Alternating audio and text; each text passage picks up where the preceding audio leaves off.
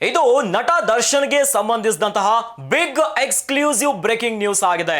ಪರಪ್ಪನ ಅಗ್ರಹಾರ ಜೈಲಿನಿಂದ ಬಳ್ಳಾರಿ ಜೈಲಿಗೆ ಶಿಫ್ಟ್ ಆಗಿರುವಂತಹ ನಟ ದರ್ಶನ್ನ ಜೈಲಿನ ಮುಂದಿನ ಸೆರವಾಸ ಹೇಗಿದೆ ಗೊತ್ತಾ?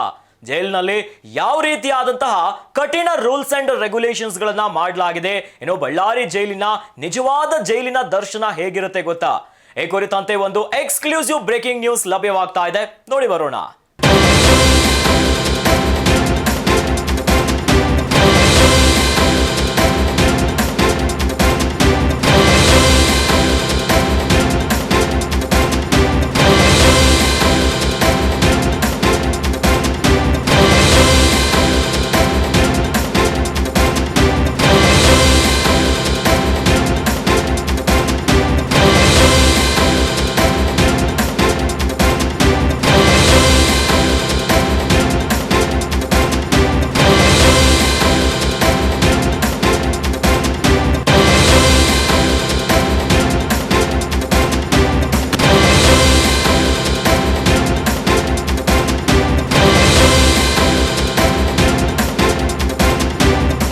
ಇದು ಗ್ಯಾರಂಟಿ ನ್ಯೂಸ್ ನ ಎಕ್ಸ್ಕ್ಲೂಸಿವ್ ಸುದ್ದಿ.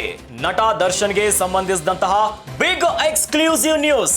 ಬಳ್ಳಾರಿ ಜೈಲಲ್ಲಿ ನಟ ದರ್ಶನ್ ಲೈಫ್ ಸ್ಟೈಲ್ ಹೇಗಿರಲಿದೆ ಗೊತ್ತಾ?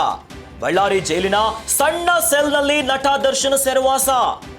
ಮನೆಯಿಂದ ಬೆಡ್ಶೀಟ್ ಕೊಡಿಸಿ ಅಂತ ನಟ ದರ್ಶನ್ ಕೇಳಿದಾರಂತೆ.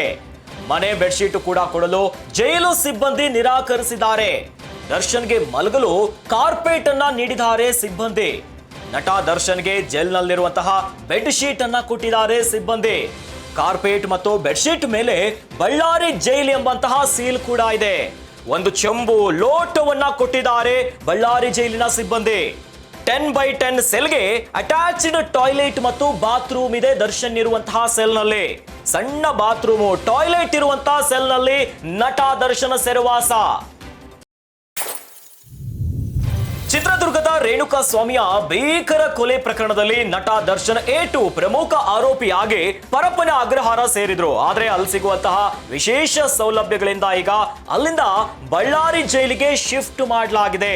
ಆದ್ರೆ ಬಳ್ಳಾರಿ ಜೈಲಿನಲ್ಲಿ ಈಗ ಜೈಲಿನ ಭಯಾನಕ ಸೆಲ್ ನಲ್ಲಿ ನಟ ದರ್ಶನ್ ಅನ್ನ ಇರಿಸಲಾಗಿದೆ.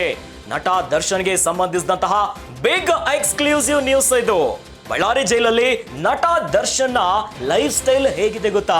ಬಳ್ಳಾರಿ ಜೈಲಿನ ಸಣ್ಣ ಸೆಲ್ ನಲ್ಲಿ ನಟ ದರ್ಶನ್ ಇನ್ಮೇಲೆ ಸೆರವಾಸ. ಮನೆಯಿಂದ ಬೆಡ್ಶೀಟ್ ಕೊಡಿಸಿ ಅಂತ ದರ್ಶನ್ ಜೈಲು ಸಿಬ್ಬಂದಿಯನ್ನ ಕೇಳಿದ್ದಾರೆ.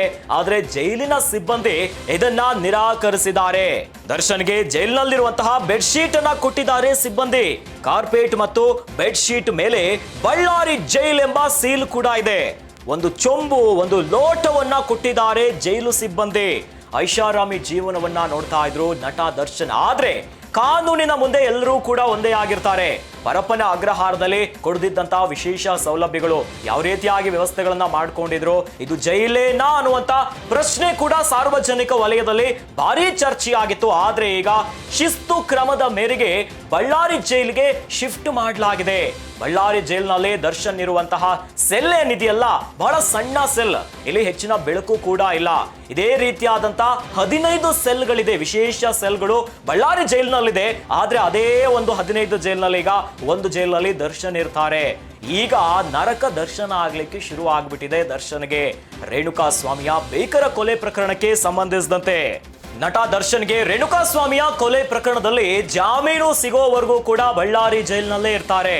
ಬಳ್ಳಾರಿ ಜೈಲಿನಲ್ಲಿ 10x10 ಇರುವಂತಹ ಸಣ್ಣದಾಗಿರುವಂತಹ ಸೆಲ್ ನಲ್ಲಿ ದರ್ಶನ್ ಅನ್ನ ಇರಿಸಲಾಗಿದೆ. ಇನ್ನು ದರ್ಶನ್ ಇರುವಂತಹ ಸೆಲ್ಲಿನ ಅಕ್ಕಪಕ್ಕ ಇರುವಂತಹ ಸೆಲ್ಗಳಿದೆಯಲ್ಲ, ಇವೆಲ್ಲವೂ ಕೂಡ ಖಾಲಿ ಆಗಿದೆ. ಈಗಾಗಲೇ ಹಿರಿಯ ಅಧಿಕಾರಿಗಳು ವಾರ್ನಿಂಗ್, ಮುನ್ನೆಚ್ಚರಿಕೆಯನ್ನ ಕೊಟ್ಟಿದ್ದಾರೆ.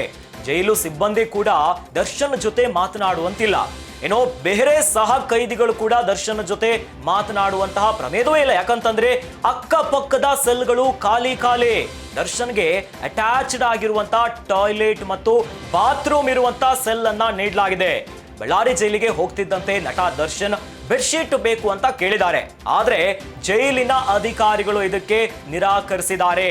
ಇನ್ನು ಕಾರ್ಪೆಟ್ ಮತ್ತು ಬೆಡ್ಶೀಟ್ ಅನ್ನ ಕೊಟ್ಟಿದ್ದಾರೆ. ಅದರ ಮೇಲೆ ಬಳ್ಳಾರಿ ಜೈಲ್ ಎನ್ನುವಂತ ಸೀಲ್ ಕೂಡ ಇದೆ.